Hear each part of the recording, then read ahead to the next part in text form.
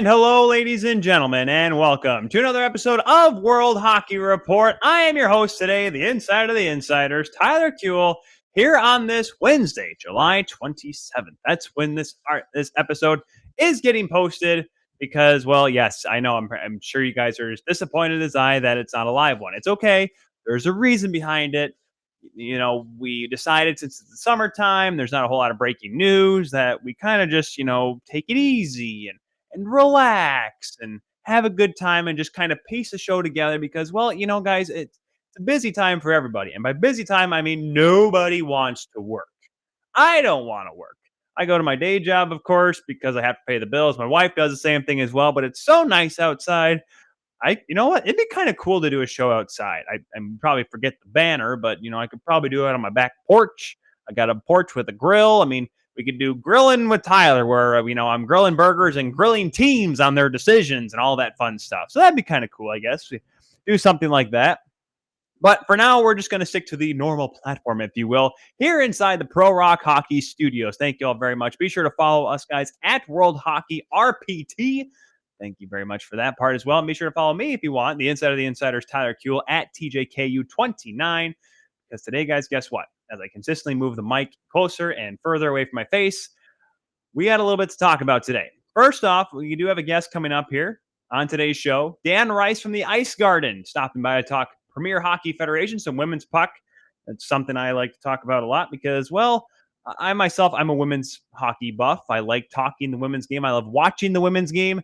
So that's why I think it's kind of a cool thing to kind of get involved with. So we're going to get into that a little bit later on. We're also going to talk about day one of the hearing to testimonies in the investigation against Hockey Canada. So, and something we kind of haven't really gotten into yet. I was going to get into it a little bit last week. Obviously didn't because that was Pete's show. So thankfully this week is when we found out that there's going to be the hearings. Now, the bummer is that we will not have both. So I'm going to throw a disclaimer now and a disclaimer later on in the show when we talk about it. What you're going to hear me talk about and what was said in the courts was only on day one. There's obviously 2 days of testimony. So please, yes, it might get a little outdated. But obviously, that's with the testimony. You hear one thing one day and a different thing the next. So don't be alarmed. Don't panic. It's okay. We'll give you the information that we have. And we're also going to talk about some big moves in the last week as well, because there's been a lot. And I know you guys have already heard about some of it, and we're going to start with it here in just a moment. But guys, I got to remind you, since we are in the ProRocc Studios, let me tell you about ProRocc Hockey Sticks. They're the best. Simply put, better than the top-of-the-line big-name brands, that it's the fraction of the cost as well. Lighter, more balanced, and fully customizable. Be sure to check yourself out today at ProRocc.com. Let's talk about the big signing, okay? Jessie Puliarvi. I'm kidding. No, that's not the big story. At least not the big story for me. The big story, of course, is Matthew Tkachuk. Shortly after teammate Johnny Gaudreau signs with the Columbus Blue Jackets, Matthew Tkachuk, about a week or so later, is traded to the Florida Panthers. And it's a big trade, too. First of all, he decided to do it on the go-home part of the hour, 5 o'clock on a Friday night or 4:50, whatever the heck time it was, Eastern time, and a couple hours before that, Mountain time. I'm not shocked Tkachuk got traded, mainly because of the fact that I think the Flames realized that they were going to have to pay a big penny for a guy that might not be happy that one of his favorite teammates, I presume Johnny Gaudreau, is not there anymore. But a big bummer for everyone, for Calgary fans, because let's be honest, I feel for Calgary fans here. I know, maybe a little bit of a Oilers fan base here on the show, but I'll tell you, there are certain teams that don't deserve what happens to them. It's because they're a fan base that are so passionate about their team. And even if the ownership's crud and the GMs are crud, sometimes there's no reason for a fan base to get treated so poorly, right? I mean, I myself, I'm in Michigan. Lions fans are the most devoted people in the world, except the front office and the ownership with that team is poop. Trust me. Watch them for 27 plus years now.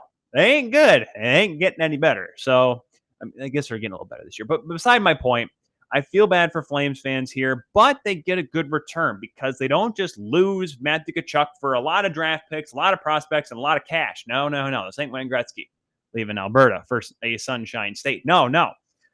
This is them getting Jonathan Huberdeau and Mackenzie Weegar, as well as a 2025 first-round lottery-protected pick and Cole Schwint, would be the prospect in this ordeal. Tkachuk goes to Florida along with a conditional 2025 fourth. Here is the condition. I have to read it word for word because guess what, kids? If I don't, you probably won't understand it either. If you guys haven't heard about it yet, the 2025 first round pick that Florida sent to Calgary is a lottery pick, resulting in Calgary receiving Florida's 2026 first round pick instead. So pretty much what it means is if Florida is awful and it ends up becoming a lottery pick, that means it goes back to Florida and the pick moved to 2026. And then the 2025 fourth round pick that Calgary sent to Florida also goes to 2026. So pretty much means that if Calgary does poop the bed, that these draft picks are going to move a year. So probably for the best, because I don't think Calgary's going to be that bad. They're not going to be bad enough to get in the lottery because it's still the Pacific Division. LA is going to be better, sure. Vancouver, who knows? Edmonton will be good. Vegas is Vegas right now. It's so hard for me. I know Jacob loves THPN. Is probably going to go full scale. Hey, listen, the Knights are the best team ever. They're going to win the cup. I don't know, kids. I don't know. But let's look at it from the Calgary side first. Yes, Mackenzie Weegar and Jonathan Huberdeau are on expiring contracts. I think Huberdeau's at $5.9 million right now. It's not a bad deal for 1 year. And it sounds like from what we've been told is both Weegar and Huberdeau are interested in extending their contracts. And listen, like I said, to a fan base that lost its two best players in less than a month, to hear that two pretty darn good players are coming into the fold and want to stay possibly, I would think, maybe if there's a silver lining in everything, this would be it.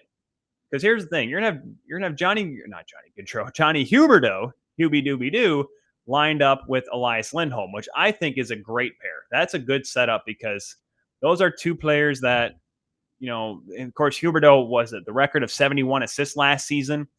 The guy's phenomenal. The guy's got talent. He's got skills. He's got ability. And, he can score every so often, but he's the guy that finds Barkov. He's the guy that found Carter Verhaeghe, even though Verhaeghe is being found by Barkov. But you get my point. Huberdeau is that kind of player. If they can find another finisher at a reasonable cost, that's awesome. Mackenzie Weegar, a nice solid defenseman. And it's crazy too. If you look at Cap Friendly, he's the fifth highest paid defenseman for Calgary, and he might be their best defenseman. That's what's so crazy about Mackenzie Weegar coming in, because I think he's first of all, I think he's great. He's going to fill in perfectly. And at his reasonable contract as well, no question about it. This is going to be a Calgary team that, you're right, might not be as good up front, but you lose two offensive pieces. And listen, guys, I'm sorry.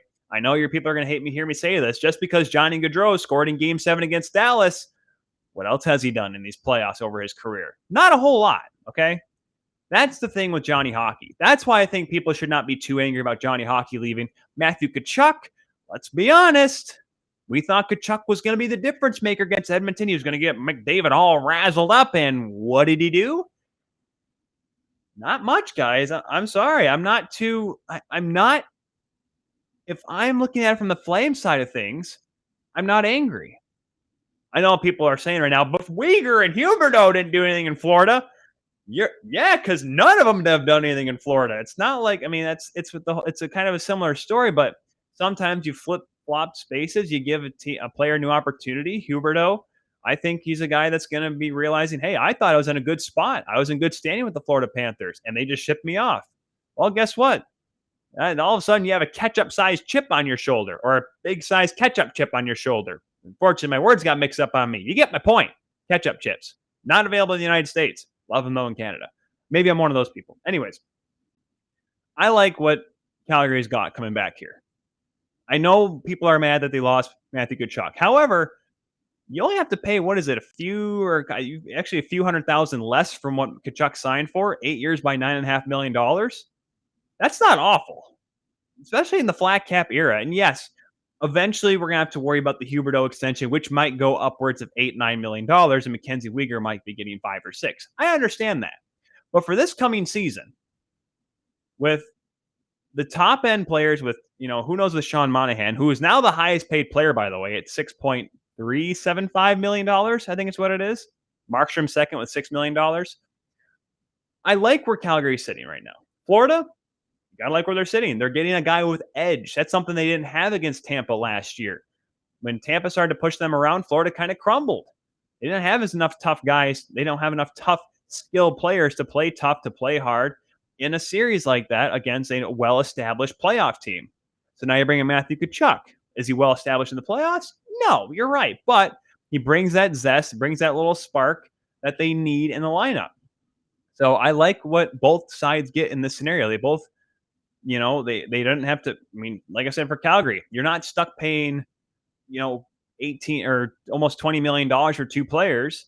And instead you bring in a guy that's going to want to play great on a contract year and a defenseman that kind of maybe shores things up back there for Jacob Markstrom. Because once again, Jacob Markstrom kind of got hung out to dry and of course didn't play so great in the playoffs. So in instances like that, you need defensemen that can help him out. And you get a little bit more depth with Mackenzie Weegar. I like both those moves. So let's go with some of the other signings that happened. Seattle was a busy. They avoided arbitration with Morgan Geekie, signed him for $1.4 million for next season alone. Michael Kempney comes over from the Washington Capitals, former Stanley Cup champion, $750K there. They also got Oliver Bjorkstrand, and Columbus. They shored up Patrick Laine. They got Johnny Hockey. Why is Oliver Bjorkstrand the William Karlsson in this scenario? Right? I mean, are we not getting flashbacks right now? Because, Bjorkstrand, we knew he was a good player then, even when the Blue Jackets weren't good. But now he's going to go to Seattle, and Seattle all of a sudden is starting to look like a team that I'm not going to go playoffs yet. I'm not going to do that. I'm not going to say it's the Cinderella story. But they're not going to finish last in the Pacific this year, right? Because San Jose, who we'll get to here in a second, they made some news on Tuesday.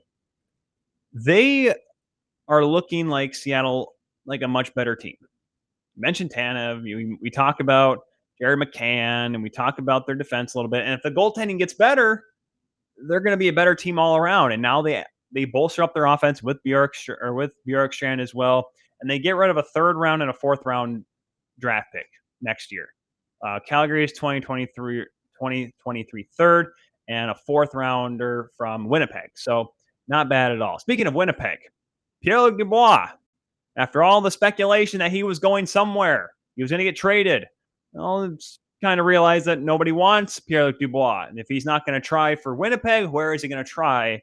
1 year, $6 million, staying with the Jets. This is all right, fine. We'll pay you while you're here. We'll see what happens after that. This is a very Taylor Hall-like contract, Taylor Hall, the way things ended in Arizona, kind of inauspiciously. People were kind of concerned. Buffalo was like, we have money. And that obviously did not work out in Buffalo, but it gave him an opportunity to be a guy that, he played for a contract. And yes, while he's not making $8 million a year in Boston, he was able to get a sizable extension and a comfortable one as well, playing with the Bruins. So this for Pierre Dubois is hey, all right, I got to play well if I want to get a nice contract or even be a trade deadline key player coming up next season. So maybe we'll see what PLD can do. If not, well, you might be looking for a team at a much worse contract, I guess is the best way to describe it. So I'd be interested to see what happens with all of that. So, almost forgot a couple things. So I mentioned Jessie Puliarvi. I almost skipped all that. Jessie Puliarvi avoids arbitration with the Edmonton Oilers, signs for 1 year at $3 million. When I heard that he was possibly on the move, I'm sorry. I really liked Puliarvi's game last year. I know how things ended the first time around with Edmonton. It left a little bit of a salty taste in everyone's mouths, both sides, both Oilers fans, Oilers front office, and Puliarvi himself. But I think what we saw last year is a guy that's much more mature and much improved, and a guy that, probably thinks he does deserve a few more bucks than what he's been offered. But you know what? They avoid arbitration. They go with it. He's going to make $3 million next year. The base salary, nothing fancy, nothing crazy, but it gives him a chance though to, try to make more next season as well. So good on the Oilers to keep up their depth, because remember, that was the one thing we kept yelling about Edmonton for years. There's not enough depth scoring to help out Draisaitl and McDavid. And guess what? They sure up, at least for 1 year, Jessie Puliarvi. So I may see an opportunity for him. The San Jose Sharks making some news. Obviously, Mike Greer, the general manager, that was a big acquisition for them. They now have a head coach. Obviously, after finding Bob Buckner, when they did was kind of frowned upon by a lot of people in the coaching fraternity and around the league in general. But they do bring in a head coach to the Sharks, David Quinn, the former New York Ranger head coach, as well as the former Boston University coach. He is now coming into the team. He's coming to the Sharks that, let's be honest, they're not going to be good next year. Couldn't even tell you who their goaltending is going to be. Is Reimer their goaltender next year? Is it Reimer and Aiden Hill again? That might be a little tough.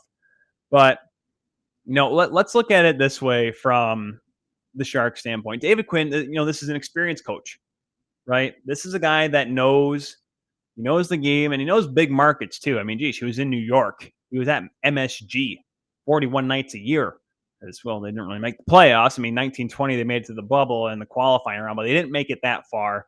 He wasn't, look at his record. I have it right now in front of me here on Hockey Reference. 32, 36, and 14. That was his first full season in 18-19. The next year, they go 37, 28, and 5. Good enough to make it to the bubble before getting swept by Carolina, who was the much better team. Poor Henrik Lundqvist. That, unfortunately, those were his last games of his career, and that's not the way we want to see it for a guy like that. But, that team was obviously a lot better, much improved. And then a kind of a rough start to 2021 when we really thought the Rangers were going to take that step. And they didn't, unfortunately. It didn't go their way. They stumbled out of the gate, 27, 23, and 6. He gets the can, and then Gerard Gallant comes in, ends up, now leading the team to now potentially being a team that can challenge for the Metropolitan Division title next year. Metropolitan Division. Don't say it like that. Metropolitan. But David Quinn, though, brings experience, and right now that's kind of what they need. And I think what San Jose sees in him is that this is a guy that was a successful coach in the college level, bringing up players, developing players, because there's a lot of young kids there in San Jose right now. Obviously, there are the older guys and the big contracts, but they're working on developing and kind of phasing in the old, bringing in the new. This might be the guy to do it. He might be the Jeff Blashill of this scenario. Not expected to win, just kind of expected to develop talent, kind of get them used to the NHL game, and then when they become ready to be a team that competes for a cup or a playoff spot, it might be him at that point, but if not, they can bring in someone else. So right now it seems like David Quinn get another shot to be an NHL head coach, and I think he deserves it. So we'll see exactly what happens in San Jose coming up next season. So with that, let's take a pause here. When we come back, we will talk to Dan Rice from the Ice Garden, talking women's hockey, talking the PHF, Premier Hockey Federation, talk about the salary disclosure agreement. That's kind of interesting. Talk about the new team in Montreal, and who he thinks might be the top team going into next season. We'll talk about all that more when we come back here on World Hockey Report.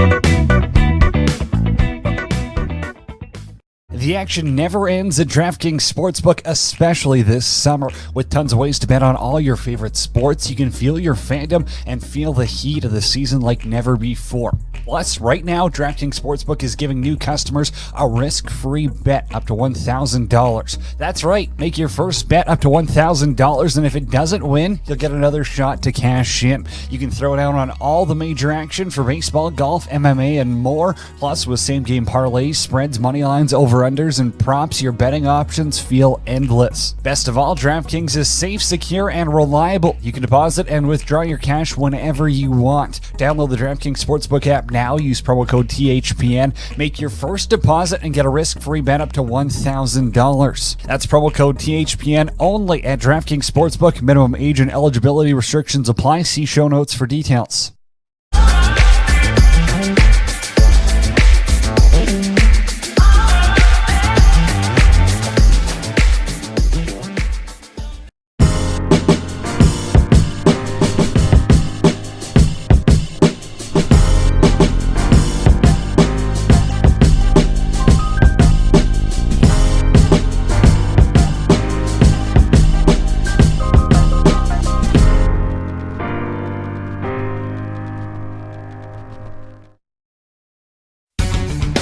Travel the world and watch sports with Sports Travel Tours. How about the English Premier League? Get up close at one of the F1's Grand Prix from Monaco to Singapore and beyond. To the NFL packages, the games in London and to any across the U.S. Watch the Oilers and Flames with road trip packages to Vegas and beyond. Or if you're a hockey nut like us, the Spangler Cup is a must-see event. Watch Canada this December in Davos at our favorite championship of the year. For details and more, visit sportstraveltours.com today. Get ready to win with Billy's Smelling Salts. Billy's Smelling Salts are for gamers, athletes, and competitors alike who want to get in the zone. Us at World Hockey Report teamed up with Billy's, and if you use the promo code WHR when checking out, you'll save yourself some money. The highest quality smelling salts in the game and at the best price point if you use the promo code WHR on Billy's. Billy's Smelling Salts. Get ready to win.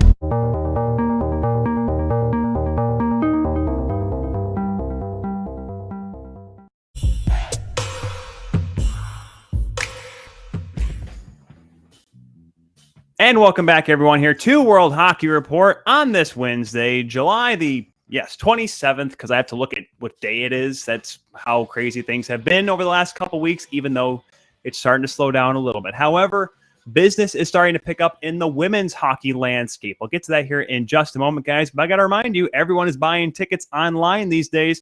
So if you want to save some money at your next game or concert you go to, sign up with SeatGeek and use the promo code WHR when checking out. It's that simple on SeatGeek. When you use the promo code WHR on your first purchase, guess what?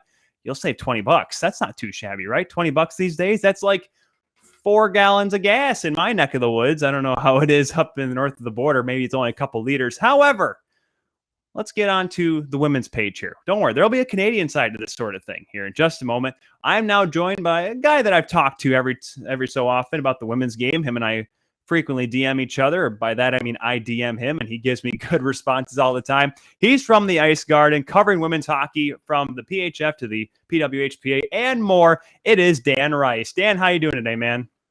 I'm doing pretty good. How are you doing? I am doing well. We spoke briefly off camera about the weather, and apparently, according to how it is today, I'm doing better than you. So I guess if maybe a silver lining of being in Michigan than being on the Jersey side of things, eh? Yeah, it would seem that way. It seems you have the advantage right now, but I think your winter might be a little bit worse than mine. So we'll revisit this in another 6 months or so and see where we're both at. Well, problem is in West Michigan, we get that lake effect snow, right? So it can, like, on a snap of fingers, it'll give us like 5 or 6 inches. Like, how much snow do you guys get in your neck of the woods?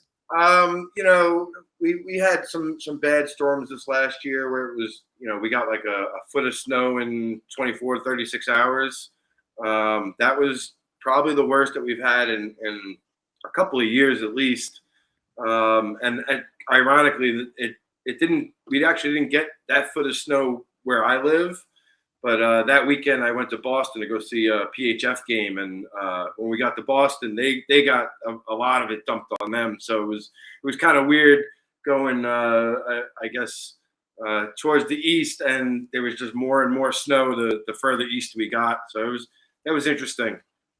Yeah, I mean those nor'easters, right? And N-O apostrophe Easter, like those can be a little hectic at times, and I know they've costed some PHF games over the past. And let's talk about the Premier Hockey Federation. We thought it was going to be a quiet offseason, the way things were looking, but then over the past couple of weeks, all of a sudden we get this influx of news. First, we get the official word on the Montreal expansion, which is obviously big because that's been rumored since the league announced that it was going to move to 8 teams. And then just last week, we also heard about the discrepancy, or the discretionary of putting out salaries for these players. Players are allowed to now to make their salaries public, which in the past had not been the case. Obviously, this coming with the league bumping up its salary cap to $750,000 max, about $560,000 plus is the cap floor. And when this first came out, I even came on this show back then when I wasn't even part of this program, to talk about it because it was such a big deal, Dan. And we'll start with the salaries first, because I think this is a big step for women's hockey, because now people will know what these players are actually making. And especially this year too, where salaries are starting to get bumped up, especially with Michaela Grant-Mentis signing with Buffalo. She's making $80,000 a year to play women's hockey, Dan. That's something that's never happened before. So this is obviously a big move for not just the league, but for women's hockey as well. Yeah, absolutely. A couple of things you mentioned, Michaela Grant-Mentis. That 80,000 is what's been reported, but we don't know that to be true yet. I've been told that that's not accurate. I mean, I don't know if it's off by $1 or a couple of $100 here or there, but it's somewhere in that ballpark, and that's great for her. That's great for the league. It's really cool to see some of these players start to get close to a living wage, where they don't have to worry about having a secondary job, and they can worry about training and preparing for the season like normal professional athletes do. Another thing is that going back to the NWHL days before they changed the name to the PHF, they had been teasing this coming to Montreal as far back as 2016. Longtime fans will remember after the first Isabel Cup final, the lasting image that was on the screen was a map of the 4 established teams and then 2 stars up in Canada, and one was for Montreal and the other was for Toronto. So they obviously got to Toronto a couple of years ago, and now they finally it's been a long road, 8 seasons. We're about to start the 8th season, and they've gotten there. So that's a great thing. Back to the salaries, though, I think it's great that in a way, I think it's great that we know what some of the players are making now. It creates talking points, something you and myself have talked about kind of in private, and it creates a little bit of interest in the league. Sometimes that could be negative interest because there's always those negative people out there that want to rain on everybody's parade and compare them to this or that. But I think it's a good thing. But it also has also opened up. I've gotten a couple of messages from players who I won't name, but they'll say to me like, "So and so is getting this much, really? Like I was only offered X amount, you know?" And so it creates that little bit of an interesting dynamic, and hopefully, you know, it doesn't. You know, sometimes especially in the NHL, we see a guy makes $8 million a year or $7 million a year, and then we kind of judge him based off of his stats. Hopefully, it's not as negative in the women's hockey space, but that remains to be seen. It's a big day for them. It's a big day for the league. Or the federation, whatever we want to call it. And it's a big day for my colleague, Mike Murphy, who over at the Ice Garden, he worked really hard on kind of just compiling his own list of this to kind of make his own, for lack of a better term, cap-friendly kind of site where you can see what women's hockey players are making, not just limited to the PHF. So that's something that he worked really hard on and advocated for, and I'm happy to see for him that it got to some point of fruition where we saw, I think it was 13 players' salaries were released, and then from this point on, it's kind of up to the player whether they want to disclose their salary information or not. Yeah, and I have the Google Sheets in front of me of Mike Murphy. I know it's on the Twitter page. Is it somewhere on the Ice Garden website? I didn't look. I saw it off Mike's page. Not yet. I don't think it's on there yet. Okay, but anyways, long story short, you guys, if you go to Mike Murphy's page at it's big. Oh gosh, what's his Twitter handle again, Dan? I can't remember. Dig Deep BSB. Big Deep BSB. That's what it is. Yes, I remember. I'm like, it's not his name anymore. He changed to Big Deep BSB. Yep. That's where I found the Google Sheets. You go on there, go on his Twitter. Be sure to check it out. We're chatting here with Dan Rice, also of the Ice Garden as well. And you know, I jokingly said this when we were setting up this interview today, Dan, but the only team that does not have anyone that has disclosed their contract information yet, Metropolitan, I know only has 2, a few from the Toronto Six, and obviously quite a few from Connecticut, but nobody from the Boston Pride, the 2-time defending Isabel Cup champions. What kind of shenaniganery is going up in Beantown, Dan? You know, Boston's an interesting team. Just the whole vibe around them is obviously Paul Mara is the head coach, but he also has the indirect title of, and I'm not sure if it's even official, of kind of director of player personnel. So he handles a lot of that recruiting and talking to players and trying to get players to join his side. You know, as far as their salaries go, I think we'll eventually see 1 or 2 of them. It's been rumored that they signed defender Callie Flanagan, who won a gold medal with the U.S. women in 2018. Yep. Wasn't on this past Olympic team, but all world talent, great player. So it's been rumored. I believe it to be true from the sources that she got a pretty hefty payday, kind of in line with what you listed for Michaela Grant-Mentis. The flip side of that is that it maybe leaves less money for other players, right? You take a big chunk of the salary cap, and I don't think they're going to hit the max roster limit, which is 25. I think they'll probably top out at around 20. But that's less money, less piece of the pie for everybody else. So there has to be some tough decisions made, and they also made a big splash adding Allie Thunstrom, who played basically her whole career with the Minnesota Whitecaps after finishing up at Boston College. So she knows the area that she's going back to. I don't think she went there for cheap. I know Allie pretty well.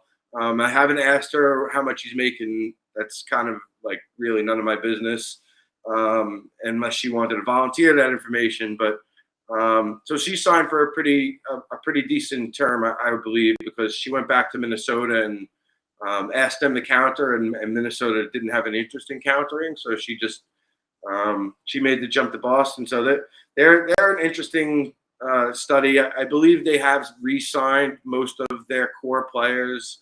I think we'll see Jillian Dempsey, Callie Flanagan, Sammy Davis, Taylor Wenskowski, players like that. I believe will all re-sign. Probably Jenna Rowe and Lauren Kelly on the defense. One of the names they didn't re-sign was Mallory Soliotis, and he was kind of a big part of the puzzle the last 2 years. You know, they won back-to-back championships, and she's a really good defensive defenseman, but she's also got some pop in that stick, and she can fire in some goals from the blue line, and we've seen that over the years. So that's interesting to me, but that's also kind of the domino effect of what I was saying. With you bring back Flanagan for a bigger price tag than probably she had last year, and even with the salary cap going up, it's still a little bit less money for everybody else. And I would never bet against Paul Mara. I'm never doubting what he's thinking. He's probably the best coach in our league right now, and he's been through a lot of stuff as an assistant coach, as a player in the NHL, obviously. So he has the respect of pretty much everybody, and I think he probably tried to fill out the rest of his roster with some college level players, just graduating from college. Maybe pick up a spare defender from one of the other teams to fill one of those roles where maybe they didn't feel like they could offer Mallory what she's worth, and therefore maybe they didn't offer her anything. So it'll be interesting to see the rest of their team when it's revealed. But I do believe most of, if not all of them, are signed already. It's just a matter of them releasing that information to us. Right. I hope I didn't miss anything on this, but do we know anything about Katie Burt, the goalie of the year last year? From everything that I've heard this offseason, I don't think she'll be back in Boston. I think they're going back to Solander and Victoria Hansen, which they had the year before when they won the Isabel Cup. So, right.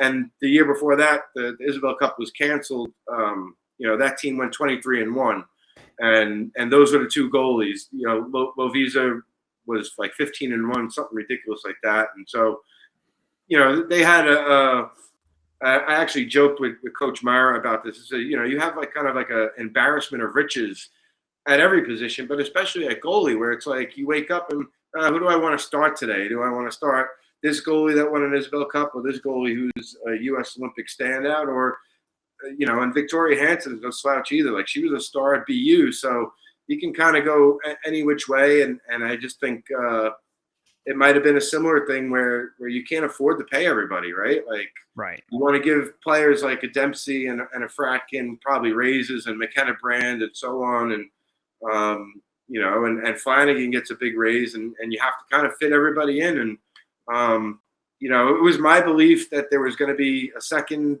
expansion team in Providence. I had reported it. I had heard it from multiple sources. And then I got an email about a month later from the league saying that wasn't going to happen. But my point was, if that team in Providence did come to fruition, I think that Burt probably would have ended up there. But as of now, I don't know. Maybe she ends up in Montreal with the new team. But that's something that PHF fans can kind of keep their eyes on for the rest of the offseason here. Yeah, because I would say, I'm like, oh, she's going to go to Toronto. I'm like, wait, they still have Elaine Chuli. That's totally fine. Yeah. We'll get to Montreal here in just a moment. But obviously, we'll kind of wrap up the conversation on the contracts here. What the trend is, if you go to the Google Sheets and you look at the players right now, the we'll call the PHF cap friendly at the moment, for lack of a better term.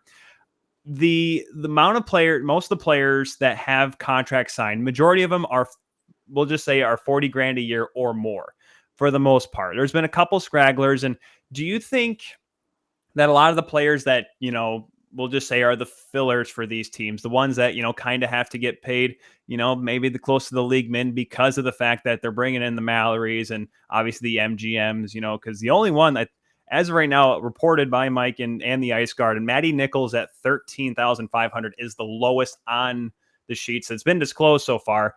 Do you think we're going to see a lot of those players put out their contract information, or do you think they're just going to kind of say, well, I'll wait till I maybe get a raise in a year or two before I start disclosing my money?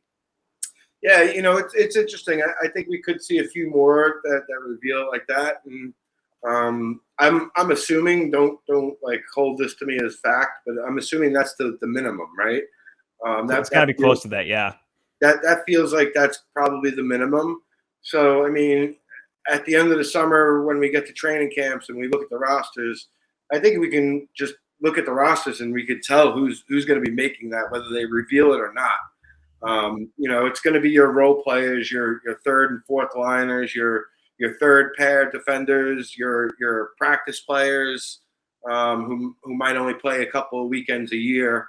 It's probably going to be those type of players that have those deals. And maybe they don't want to put that information out there to be like, oh my God, she's only making this much. Like, people with everyday jobs are going to be like, I make more than them. And that's, pretty much was the case for the last 7 years of this league. Like, these players weren't making living wages. And as somebody who works 2 jobs, I identify with them, actually 3 jobs. I identify with them so well. And I often think sometimes maybe that's why I'm so passionate about fighting for their rights and doing all I can to enhance their images and reputation and just introducing them to a lot of people that don't even know they exist. That's like half the battle is, a lot of times people don't know they exist or that the league exists. So all this is kind of helping, we're pushing that snowball down the hill, and hopefully it gets bigger and bigger, and everybody makes a living wage in the hopefully near future. Yeah, that's the plan. And I know there's the looming and the rumored PWHPA league, which has not been announced. The idea was that it was going to start this coming season, but it sounds like, just based on the fact that we are in July and they haven't announced anything yet, we're probably not going to hit that. I had heard that was going to be originally planned for January, this upcoming January, for them to start. And the last thing that I heard from somebody on that was now that's pushed to like next October. So we're talking like almost a year and a half. So that's not coming. And you're starting to see a lot of those players come over to this side because this is the only league.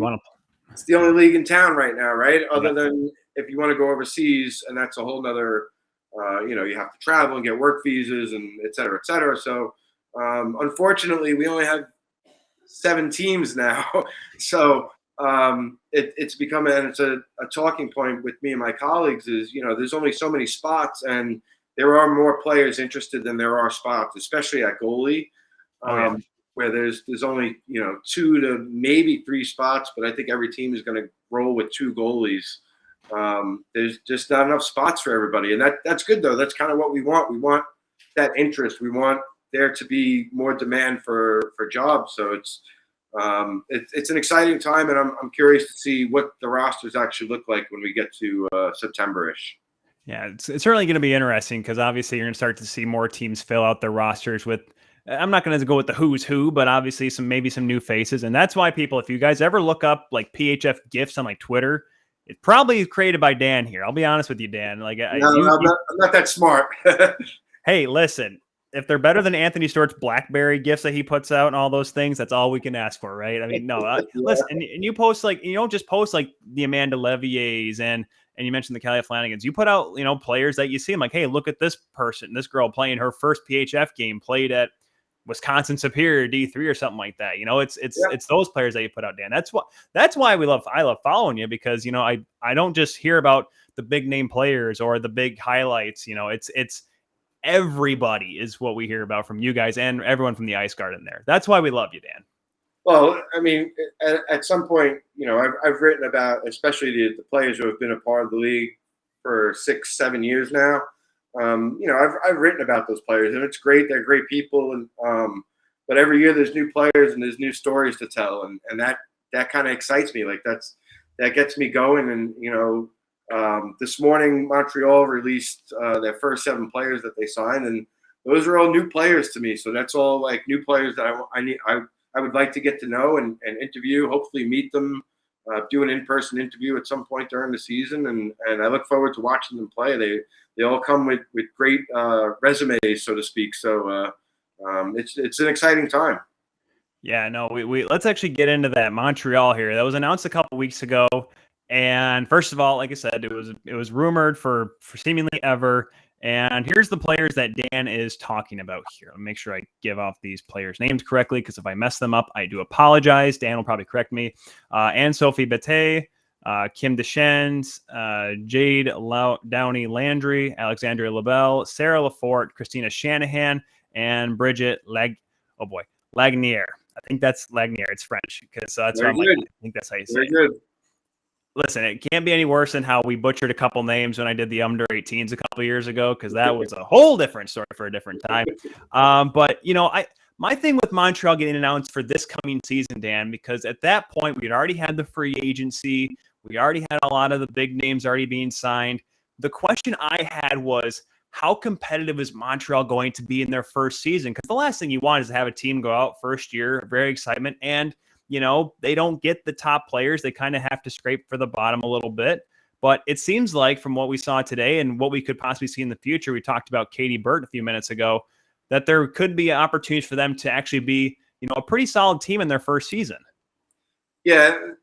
Unfortunately, I wasn't able to attend the introductory press conference. I would have loved to ask, why now? Like, why did you decide in the middle of July that like this was the perfect time for you to put this team out now? There had already been 62 players signed. Before today, there were 71 players signed before they announced their first 7 signings. So it was just interesting to me. But the flip side of that is, and I think this is what they're banking on, is it's Montreal. It's Canada. It's going to be a professional team.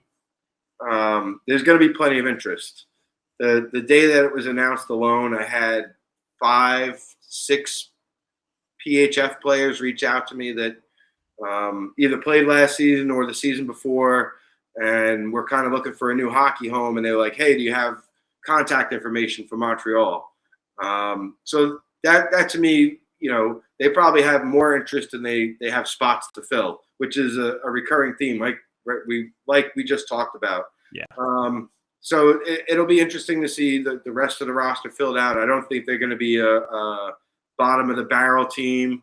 Goaltending is obviously going to be important, but they're off to a great start. Sarah Lafort and Christina Shanahan, for example, like those are two really, really talented players that Montreal is lucky to have on their side, and as well as the other 5 players. And they're going to have other players. I'm sure we'll see some. I think we'll see some familiar names regarding the PHF. Former players. First name that comes to my mind is Taylor Kersey. She was one of the co-captains for Buffalo last season and the past 3-4 seasons. She's not going to be back in Buffalo. Her situation is tough because she's a provincial officer up in Ontario. So her day job is, something she cares a lot about, and it's a part of her life, and it's not something she could just give up and play hockey. So it kind of limits her destinations. Right. I know she had reached out to me, and I connected her with a couple of the other teams before Montreal.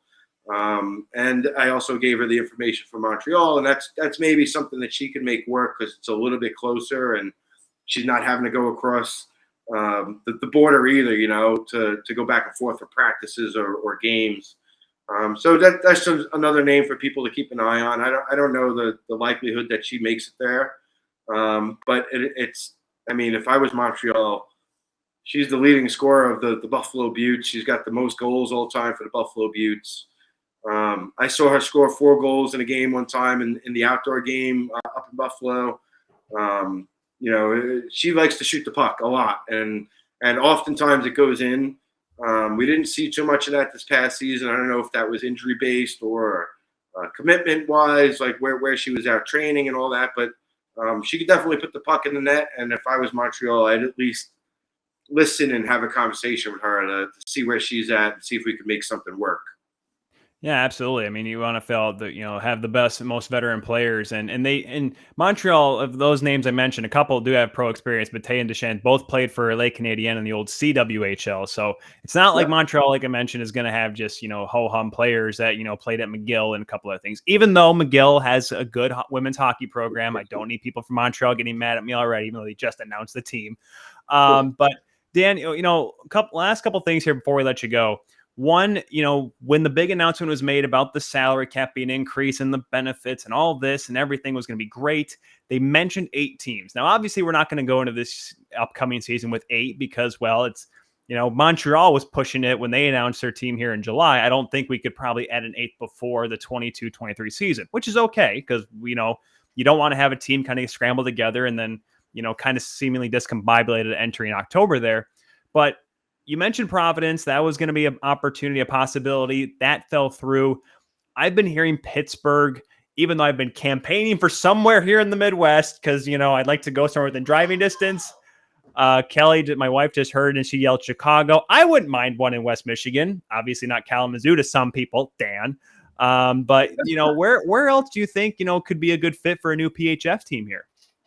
You mentioned Pittsburgh, and I thought going back to the second season, we did the All-Star game in Pittsburgh, and I made the drive up there. I was actually writing for the league at the time, as well as the hockey writers. Pittsburgh has a great facility. That Penguins practice rink in Cranberry it's actually multiple rinks in that building, but it's a gorgeous facility. It seemed like it was pretty easy to get to for a guy driving from the middle of New Jersey to Pittsburgh and in a straight shot. It wasn't too bad. It was long, but it wasn't too bad. But it was just I thought it was just like the perfect spot. And it seemed like it was trending that way. The league did a couple of neutral site games there. I think it was Buffalo and Connecticut one year and Connecticut and the Riveters another year. And they were sellouts. They were very well attended, as was the All-Star game. The All-Star weekend, both days. So it was interesting to me that they haven't gone there yet. I know there was something lined up with the Penguins and the PWHPA, so maybe that's why they haven't kind of gone in that direction.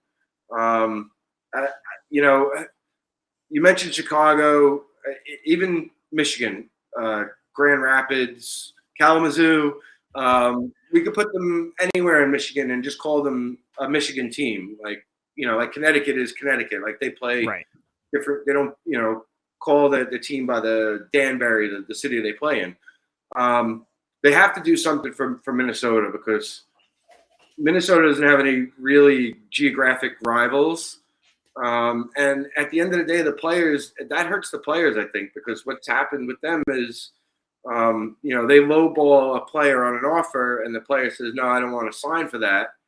Okay, well, if they do want to sign somewhere else, they kind of have to uproot their whole lives. And it's not like New York and New Jersey, for those that don't know. New York and New Jersey is pretty close. New Jersey and Connecticut and Boston, like those are all driving distance, 2-3 hours. There's plenty of players that live in Boston or somewhere in Massachusetts and will drive 3 times a week over to Connecticut for practices and games. And same with here, like the Riveters, Madison Packer, the captain, she lives in Connecticut. She's lived in Connecticut for the last 4 or 5 years now. She drives to New Jersey for practices, workouts, games, etc. So Minnesota's kind of caught there where their players are kind of getting a raw deal because they only have one option unless they decide to move, which happened with Audra Morrison. She got a low offer. She's the 17th all time in points and 9th I think tied for 8th or 9th in goals in the league. And they gave her a series of unsatisfactory offers. And, would she love to go play in Connecticut? Sure. But she has a job as a physical education teacher in Minnesota. She just got married a year and a half ago, planning to start a family, owns a house. Like, these are all things that, like, yeah, it's great that you could maybe get a little bit more money, but if you have to uproot your whole life, are you ready to do that at that point in your life? So, everybody's at different points in their lives, but Minnesota needs another rival. They need another team out there. I've said somewhere in Michigan, your wife chimed in Chicago. I think Chicago would be great, but I think that's another city that's kind of aligning with the PWHPA. Put a team in Wisconsin, right? Wisconsin has a great Milwaukee, Madison, yeah. I mean, that you can play them in the Admirals, the Milwaukee Admirals, right? They have a pretty decent building out there. You can maybe partner with them. Let's move away from wanting to partner with these NHL teams, because at the end of the day, if we're being honest with each other, these girls aren't selling out 18,000 seat arenas yet. No. We're not at that point yet.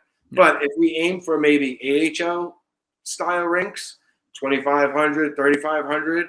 I think we could fill some of those rinks up, especially in cities like Boston, Minnesota, maybe out in Wisconsin, out in Michigan somewhere, out here in New Jersey. If the team is good, people are going to show up.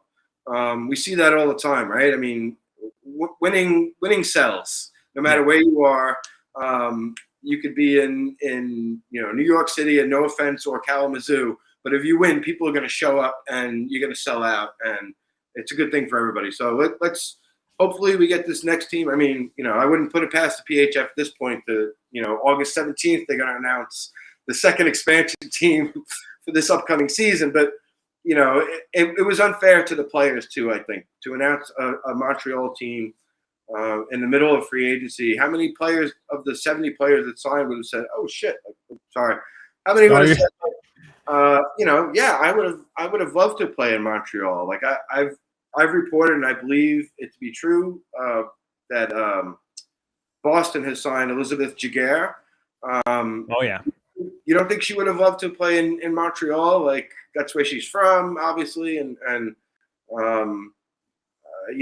Cassidy Sauvé with the Buffalo Buttes. Maybe she would have wanted to sign in Montreal. You don't know. Like it just kind of, like I said, it seemed unfair to the players to just kind of do this the way that they did it. But I'm not running things. I'm just a reporter. So. Well, though, it's funny you mentioned Jaguar, because I'm pretty sure some people at Clarkson are still like, you wanted to come back to the Northeast. Now you went to Minnesota for, college hockey. We just completely blew everyone that doesn't pay attention to women's college hockey. Like, what? Who is Elizabeth Jaguar? Oh, she only led the country in scoring a couple years ago. Ho-hum, pretty good player. Pretty good player. Pretty good DNA, too. Say that again? Pretty good DNA too, right? Isn't she John Sebastian's? I think so. Yeah, I think I looked that up at one point. But I forgot to mention this. Speaking of DNA, the Shanahan that we mentioned, Christina Shanahan, not related to Brendan Shanahan. So not anyone related. That's trying to yell, Montreal, because Shanahan is from Quebec, so everyone's like, oh, there's that. No, they're not related. It's like exactly. It's like Kuehl. There's like 5 or 6 Tyler Kuehls out in the world, and none of us are related, believe it or not. Isn't it always weird when you come across somebody with the same name as you? Like I've had people message me on Twitter like, "Hey, Dan Rice," and I'm like, "Hey, imposter Dan Rice, how you doing?" Say, yeah, they're all imposters to us. We are the only OGs, right, Dan? Yeah. I'm the real one. The other guy's a variant of me. Like exactly. He wants to be us. He hates us because he ain't us. Last thing before I let you go here, Dan, we're sitting here on July 27th right now, still a few months before the season. Obviously, a lot of contracts still to be signed. But is there a team that you look at right now with what they have signed, who's on the roster, and to your point, who is rumored to be going to whatever team? What team is right now standing out to you, either that's, maybe the most interesting going into the season, or maybe a team that's another favorite to win the Isabel Cup? Because obviously Buffalo, it was a rough year last year for the Buttes, but they came out with a big splash with MGM. You can't count out Boston, obviously, even though it looked like going into the playoffs that they were going to be a team that was going to struggle, yet they won another championship. And then, of course, you still have Minnesota right in there with a couple of nice signings. They got Amanda Levier still backstopping them, and I expect her to have a better year as well. what team is really catching your eye at this point as we make our way towards the regular season? Yeah, I mean, it's hard. You made a good, compelling case for all of those teams. No offense to Connecticut. I'm sorry. I love the Whale. They're awesome. But I didn't mean to leave them out intentionally. I promise. In their defense, they haven't made a signing or announced a signing in over a month. So, oh my gosh, it's a month. Yeah, they have. I think they've announced 10 or 11 players, and they're all great players. That's like their core, their main core. And they added a couple of new players. I'm intrigued to see Buffalo. You mentioned they had MGM. They had Cassidy Sauvé in goal. I think they shored up a few holes. They weren't really happy with, obviously, the way things went last season, especially at the end of the season, where they beat Boston twice in overtime to end the regular season, and then they got waxed in the playoffs against that same Boston team. And right, I joked with my colleagues, like, Boston was just kind of playing possum all season. Just kind of, going through the motions. But as soon as the playoffs come, man, they know how to flip on that switch, and they refuse to lose. And they pretty much, other than the championship game, they steamrolled everybody. Yeah. They steamrolled Buffalo 6-0, and then they hit Toronto with a 6-2, I think, and that was over by the first period, the end of the first period again. So Boston, I think, is the team to beat. Obviously, I like who they've added. I just wonder if they, they're losing some of those depth players. It'll be interesting to see. But again, I will never, question anything Puliarvi does. He'll beat the crap out of me because he's a big guy. And it was only his job when he played, Dan. No offense, but that was his thing. He is a large human, and I'm a pretty big guy at 6'1", but he's bigger than me, but he's also a very nice guy and very appreciative of everything I do, and so I will never doubt him. I'm really interested to see here where I live, the Riveters. I joke that they're going to be showing up to the first couple of practices all with name tags. Hi, my name is, because they only have 3 returning players. Everybody else is coming from, a lot of them are coming from overseas. They brought in a couple of Buffalo Buttes, a Connecticut Whale player. They took a goalie from here, college here, Princeton. So they're going to have a really interesting team. But I like a lot of the players that they've added. It's just a matter of how does it all mesh together. They have a first-year head coach, but last year's coach, or the last 2 years' coach, is the associate coach. So I wonder if they play the same system. Does the personnel determine the type of system they play? That's to me is a very interesting team to watch. Minnesota, I'll never bet against Lev. Full disclosure, I love her family. They've always been awesome people to me. They're Canadian, so they're obviously super nice. They're all super nice. Exactly. And also she plays in Minnesota. It's New Canada is what I call it. Minnesota. Exactly. So, you look at their season last year and Lev gets hurt and they kind of fall in the crapper. She comes back for the playoff game and they win a playoff game, and then they almost beat Connecticut, if not for a goalpost here, a goalpost there. Yeah. Minnesota, they're not bringing – it's kind of the same situation with the Riveters, but they're not bringing a lot of players back, and they're bringing in all these new players. They all have ties to Minnesota, but they've been playing elsewhere, whether it was overseas or somewhere up in Canada or for other teams. So they're going to be an interesting team to watch too. And I just don't know if they have enough to compete with the other teams. We even saw at the beginning of last season where when Lev was there, they were kind of getting shelled a couple of times.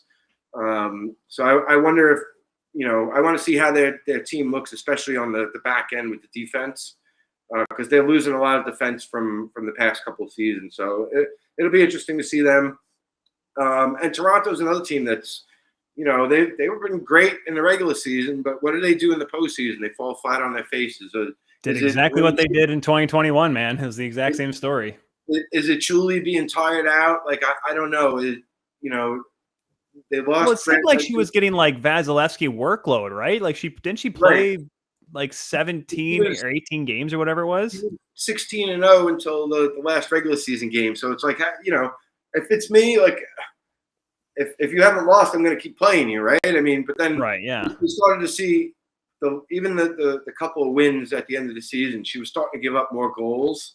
And I know she got hurt right before the outdoor game against Buffalo, which she ended up not playing in, which was a kind of like a game time decision.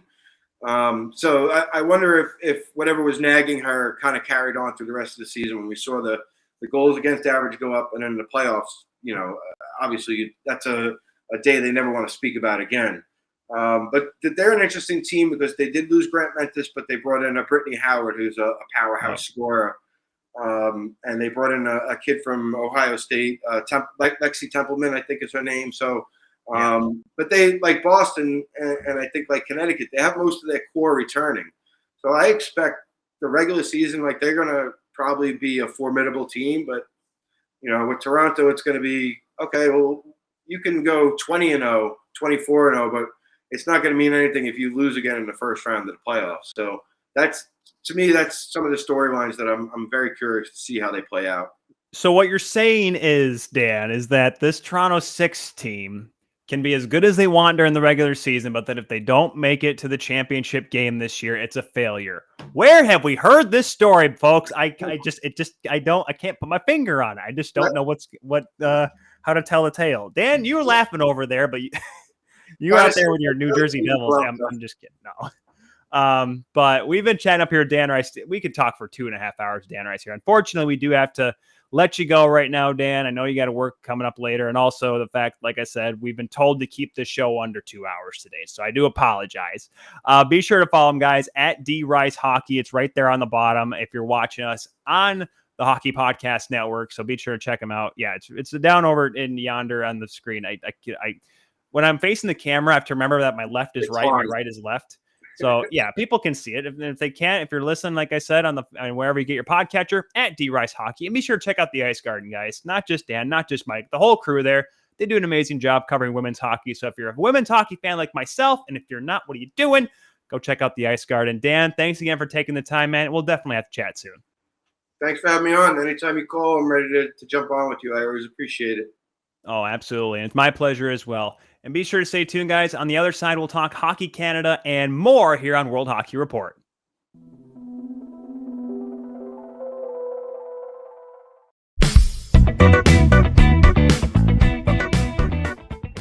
The action never ends at DraftKings Sportsbook, especially this summer. With tons of ways to bet on all your favorite sports, you can feel your fandom and feel the heat of the season like never before. Plus, right now, DraftKings Sportsbook is giving new customers a risk-free bet up to $1,000. That's right, make your first bet up to $1,000, and if it doesn't win, you'll get another shot to cash in. You can throw down on all the major action for baseball, golf, MMA, and more. Plus, with same-game parlays, spreads, money lines, over-unders, and props, your betting options feel endless. Best of all, DraftKings is safe, secure, and reliable. You can deposit and withdraw your cash whenever you want. Download the DraftKings Sportsbook app now. Use promo code THPN. Make your first deposit and get a risk-free bet up to $1,000. That's promo code THPN only at DraftKings Sportsbook. Minimum age and eligibility restrictions apply. See show notes for details.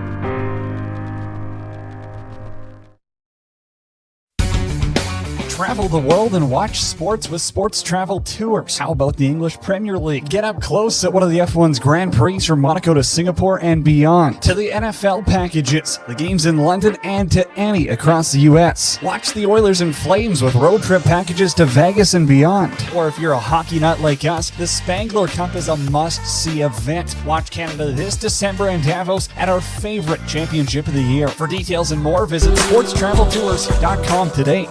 Get ready to win with Billy's Smelling Salts. Billy's Smelling Salts are for gamers, athletes, and competitors alike who want to get in the zone. Us at World Hockey Report teamed up with Billy's, and if you use the promo code WHR when checking out, you'll save yourself some money. The highest quality smelling salts in the game and at the best price point if you use the promo code WHR on Billy's. Billy's Smelling Salts. Get ready to win.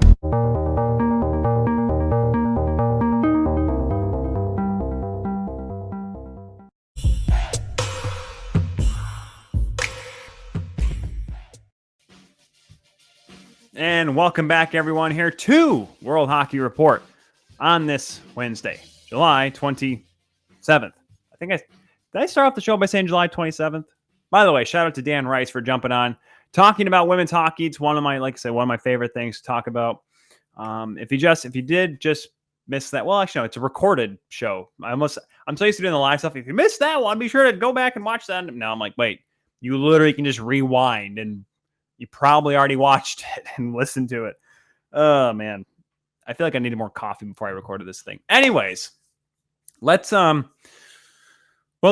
into the tough stuff I didn't want to talk about. And you never want to talk about it. I mean, I'm not saying I don't want to talk about it because of what it means to the Hockey Canada. No, I don't want to avoid the conversation in that way. I just hate talking about stupid stuff, right? I mean, that's why... thankfully, since I've been a part of this program, we've not had too many problems with the NHL Department of Player Safety. I have a history of, I'll say it straight out, attacking them. So hopefully we don't have to have that problem with them anytime soon. But we do have a problem with Hockey Canada. So day one of the two-day testimony started today in Ottawa. And after preliminary hearings, left a lot of committee members pretty unsatisfied last month. So here's what kind of came out today. First of all, I think the big one, I'll talk about this big point here. Hennon Hutchinson LLC was the initial law firm that heard and tried to do an investigation, third-party investigation, after the actual events that happened in June of 2018, or after the events. So here are some talking points here. I literally have to read them. I have them on my phone as well. Shout out to make sure I get the people the proper credit. Emily Sadler with Sportsnet. She's been following the coverage for them. Obviously, Rick Westhead, Katie Strang as well have done an absolutely amazing job. Also, I'm reading off notes from Dan Robson of The Athletic. So these are from different people, and they're pretty much all the similar things. I just want to make sure I get these points out correctly. The first big point is that the complainant in the case agreed to participate in the reopened Hennon Hutchinson investigation. And so the complainant and 10 of the 19 players from that World Junior team participated in the initial investigation that happened in 2018 of the incident that was first reported in June 19th of that year. 9 players did not participate and deferred their interviews until the then ongoing criminal investigation by the London Police Service was concluded. 7 members of Hockey Canada, including coaches and staff, were interviewed. And Danielle Robitaille, who was the partner at the firm, was one of the 2 employees that was actually conducting the investigation. They said they scheduled interviews with players, but they were expected to schedule interviews with players from the 2018 team imminently, and that she has not been asked to stand down by London police, despite the fact that the criminal investigation has been reopened. So, long story short, that she could be a part of this investigation is what we're getting from this. But apparently only a few players were interviewed and staff were interviewed during the initial investigation 4 years ago. Now here's where it gets really dumb. Okay. The fact of the matter is this, and I'll get to my thoughts on this here in just a moment. Michelle Rue, Senior Director of Sport Canada, not Hockey Canada, Sport Canada, said that his organization was made aware of the sexual assault allegations in June of 2018, but did not follow up with Hockey Canada or inform the then sport minister of the allegations. At the time, Canadian Minister of Sport, Pascal Saint-Onge, said that the testimony from Hockey Canada before the Canadian Heritage Committee last month confirmed for her that they, quote, didn't understand the severity of the situation. Quote, we need to see more diversity at the decision-making table if we want to see change at Hockey Canada, end quote. So, And also another point, 2 players initially issued a blanket refusal to participate in the investigation. And I'm trying to make sure that there was another big thing. Oh, yes, here's the big one. Robitaille confirmed that Hockey Canada has mandated player participation in the newly reopened investigation, which Robitaille will once again conduct, as I said. Any players who do not cooperate will be banned from Hockey Canada events, and their names will be made public. So that is huge because obviously, yes, we have seen all of these players from 2018 come out and say, I wasn't involved. I wasn't there. Now, yes, there are certain players that have, apparently, according to multiple sources, proven alibis. Cale Makar was in college, so he couldn't be there. And there's a couple other college guys that I can't think off the top of my head. But they're pretty much what we've determined is there's been a narrowed list down of players that could have been involved in the sexual abuse allegations. And I'm not going to read that list because A, you can find it yourself. You guys are on your phones, you're on your laptops watching this or listening to this. You guys can probably Google it. Okay. Unfortunately, it's innocent until proven guilty about this sort of thing, especially with this sort of thing, because obviously this is a very, very touchy subject. And I'm not saying that because I'm defending the players that are on the list. I'm just saying that because we don't know for sure, right? And she was actually questioned today too, Daniel Robitaille, saying that you should probably know who those players were, the 8 players that were alleged to have abused a woman in London back in 2018. And she said that it's not part of the investigation. She's not going to answer that because they need to investigate more, which is, yes, that is the lawyer thing to say. But at the same time, you don't want to incriminate anyone that's not actually guilty of something. So that's why everyone's kind of just, at this point, just kind of waiting to before they start pointing fingers saying it was this person, and that person. But yes, the testimony from Sport Canada certainly raised a lot of leadership questions about it, because the fact that they knew about it too, we just went through this with the Chicago Blackhawks, guys. Whether or not Kevin Cheveldayoff, you're right, he might have been the one that ratted everyone out. He knew about it. Should he have been fired? Should he have been asked to resign after the investigation to Kyle Beach? Probably. But he wasn't. I don't know why. Because he probably could have followed up. The Chicago Blackhawks could have followed up with the NHLPA. The NHLPA could have followed up with the Chicago Blackhawks to make sure something was done about the coach that abused Kyle Beach and other players. Okay? Similar story here. Sport Canada, not which is above Hockey Canada. Well, allegedly. Obviously, Hockey Canada, I've joked to people, is the second most powerful being in Canada, lower than Parliament. So, say that what you will, but the fact of the matter is that one of the highest governing bodies in sport in the country felt like it wasn't necessary for them to keep tabs on Hockey Canada to make sure they got through with this. They went through with this. And Sport Canada was asked why they did not pause funding to Hockey Canada upon learning the alleged incident 4 years ago. Michel Rouet said that they're waiting for the conclusion of the police investigation, or they were waiting for the conclusion of the police investigation, also saying Hockey Canada never told them the investigation had been closed. That is coming from, once again, from Rouet. And it's hard for me to be on board with any part of this sort of thing, other than the fact that Hockey Canada it needs to be disbanded, which is why I think the banning from any Hockey Canada events might just kind of be dumb, given the fact that Hockey Canada, when this thing is all said and through, might no longer be a thing. I think that's what some people need to start kind of wrapping their heads around and be prepared for what might happen here. Hockey Canada, this amazing, all-powerful being, this organization that has been the stalwart and the goal, the pinnacle of international hockey federations, is looking like the biggest joke right now because they tried to sweep something under the rug that happened years ago. There's a reason why their funds have been frozen by the government, because they used their funds to try to to actually take care of this, to have a settlement about this sort of thing. That's not good.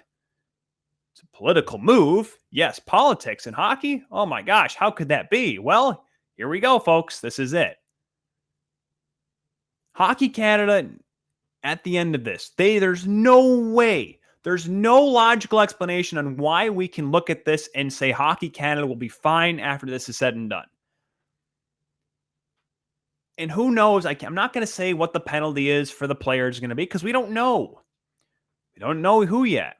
And yes, there's been now the release report on a 2003 sexual abuse allegations. And I believe I haven't seen everyone yet, but I know there's only been a couple that have come out and said that they took no part in that. So Jordan Tutu being one of them.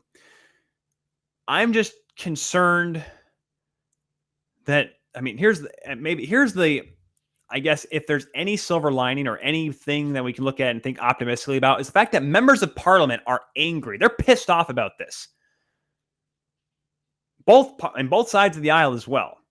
Everyone is angry that, yes, it's probably because they use government money to have a settlement. I guarantee you that's probably the reason why.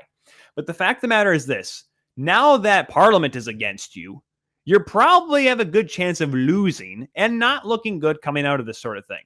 So Hockey Canada, there's a good chance that might not exist anymore. Now that Sport Canada knew about this sort of thing and was involved and didn't do anything about it, now there might be questions on what the sanctity of that entity is going to be at the end of this sort of thing. This is something that's not going to change either. And like I said, by the time you guys hear this, watch this episode, there might have already been day 2 of testimony, okay?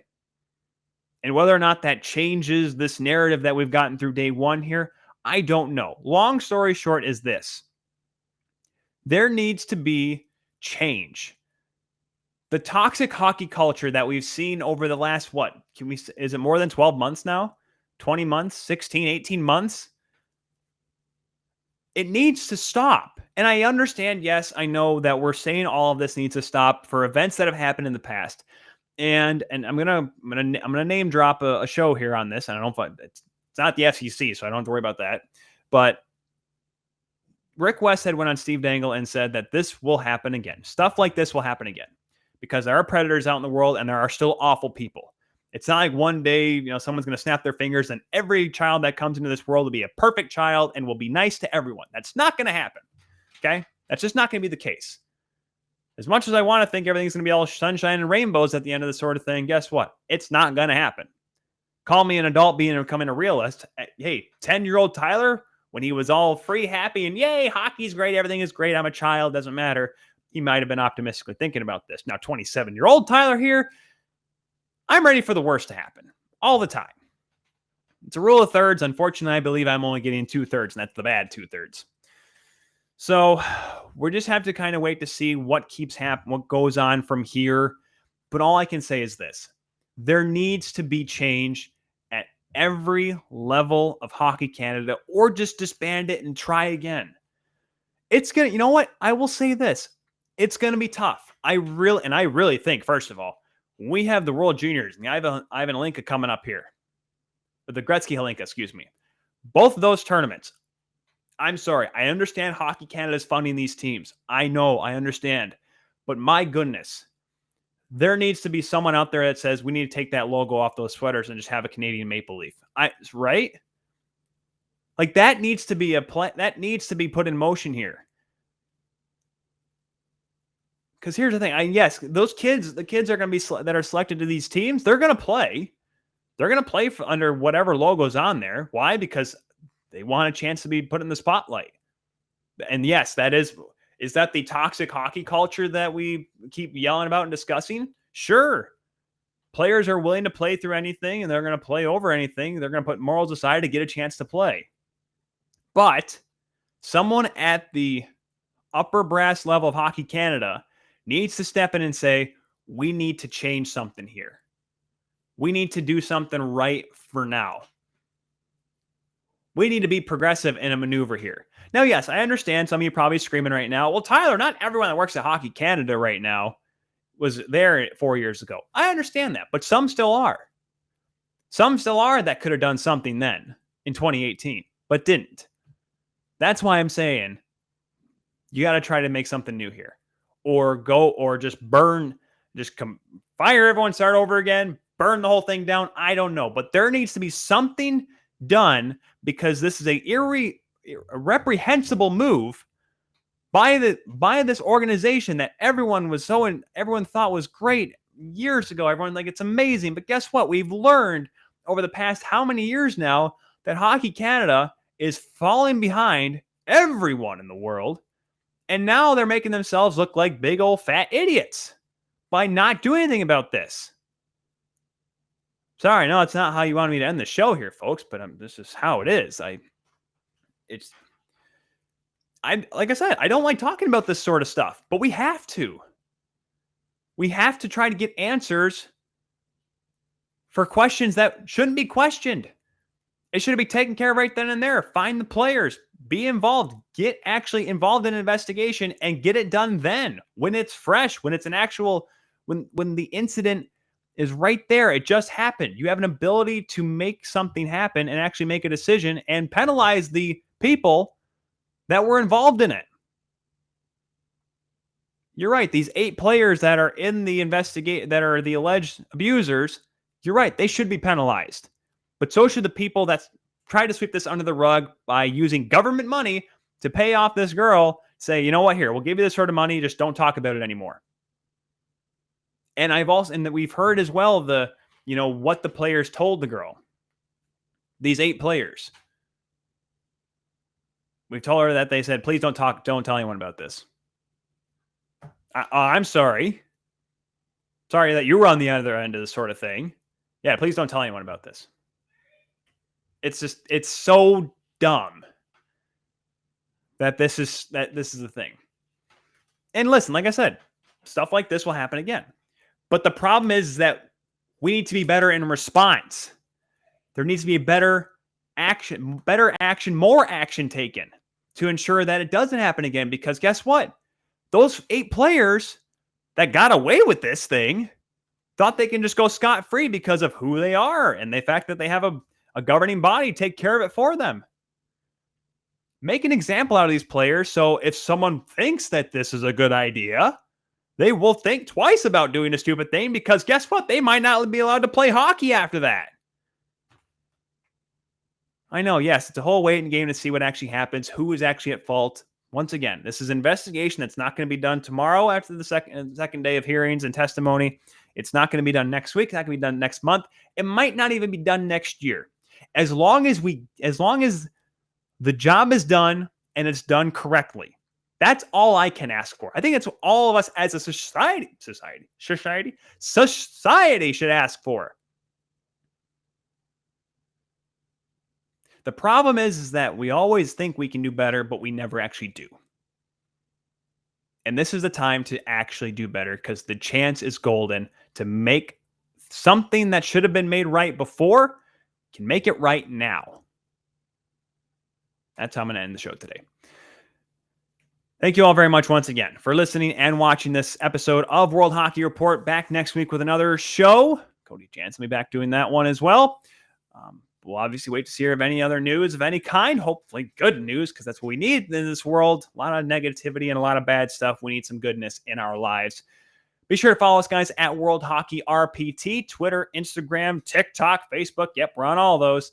Be sure to check us out as well. And thank you all very much for watching. If you're watching, of course, here on the Hockey Podcast Network, thanks to the guys there, Dylan and company, helping out and make sure that you can get it on the podcast form as well. Amazing guys they got gone over there helping out. And, of course, a lot of great shows on there as well. Be sure to follow me as well at TJKU29. We'll be back next time, guys. And, yeah, I know you're all saying, Tyler got a little heated there. And I know you can file your complaints with at Janner on PXP. And if you wanted to let me know as well, go ahead. My DMs are open. Tell me how you feel. I understand that if you think I'm wrong, well, that's okay. I'm sticking to my guns there, but like I said, we'll be back next week, guys. We'll keep up with news. And yes, we will talk about the World Juniors when they come around. I'll be spearheading that, but it'll be interesting. It'll be a little weird. See you all, guys, and be well to each other. All right.